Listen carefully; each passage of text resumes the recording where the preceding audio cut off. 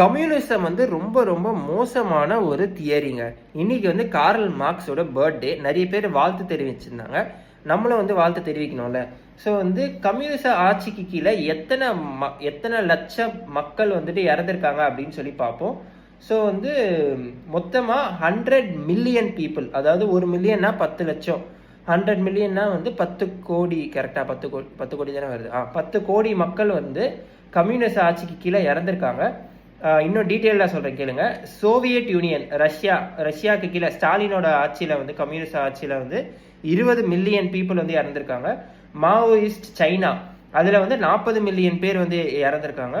Cambodia நாட்டில் வந்து 2 million பேர் வந்து கம்யூனிஸ்ட் ஆட்சிக்கு கீழே இறந்துருக்காங்க. ஸோ வந்து இது மட்டும் இல்லாமல் நோ ஃப்ரீ ப்ரெஸ்ஸு, அதாவது பத்திரிகை சுதந்திரம் கிடையாது, எலெக்ஷன் கிடையாது, எல்லாமே வந்து ஒரு சர்வாதிகார ஆட்சியை தான் வந்து கம்யூனிஸ்ட் ஆட்சியாளர்கள் வந்து கொடுத்துருக்காங்க. அதனால தான் வந்து communism is a failed theory அப்படின்னு சொல்லுவாங்க. அதனால தான் கம்யூனிசத்தை வந்து முழுசாக எக்கனாமிக் மாடலாக ஏற்றுக்கொண்ட நாடுகள் வந்து சுக்குநூறாக தான் போயிருக்கே தவிர வந்துட்டு ரஷ்யா வந்து சுக்குநூறானது காரணமும் அதுதான். மற்றபடி கம்யூனிசத்தை ஃபுல்லாக ஏற்றுக்கிட்ட நாடு வந்து நல்லா இருந்ததா சரித்திரமே இல்லை. அப்படி எந்த நாடுமே இப்போ இல்லை.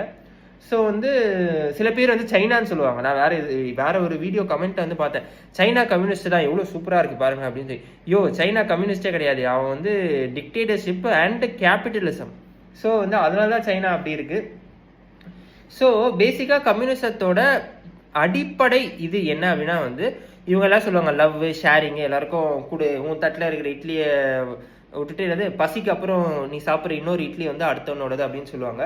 பட் வந்து இதெல்லாம் வந்து வெறும் தியரியாக தான் இருக்கே தவிர ப்ராக்டிக்கலாக என்ன பண்ணுறாங்க அப்படின்னா வந்து எல்லாரும் சமம் என்றதை நாங்கள் ஃபோர்ஸ் பண்ணி இந்த சொசைட்டியை அப்படி ஆக்குவோம் அப்படின்னு சொல்கிறாங்க.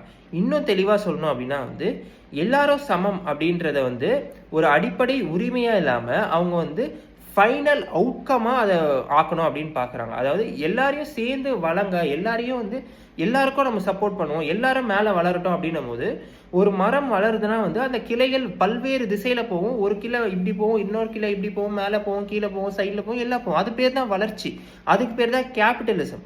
ஆனால் கம்யூனிசம் என்ன பண்ணுவாங்க அப்படின்னா வந்துட்டு ஒருத்தன் மேலே போகிறான் அப்படின்னா எல்லாரையும் மேலே போகிறோம்னா வெட்டி வெட்டி வெட்டி வெட்டி வெட்டி வெட்டி வெட்டி எல்லாரும் சமமாக இருக்காங்க பாருங்க அப்படின்னு சொல்லிட்டு ஒரு ரத்த வெள்ளத்தை வந்து காட்டுறாங்க. ஸோ இதுதான் கம்யூனிசம் அப்படின்னு சொல்லிட்டு.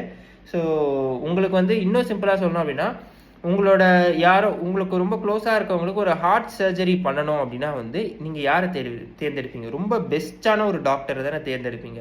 ஆனால் இந்த கம்யூனிஸ்டம் கொள்கை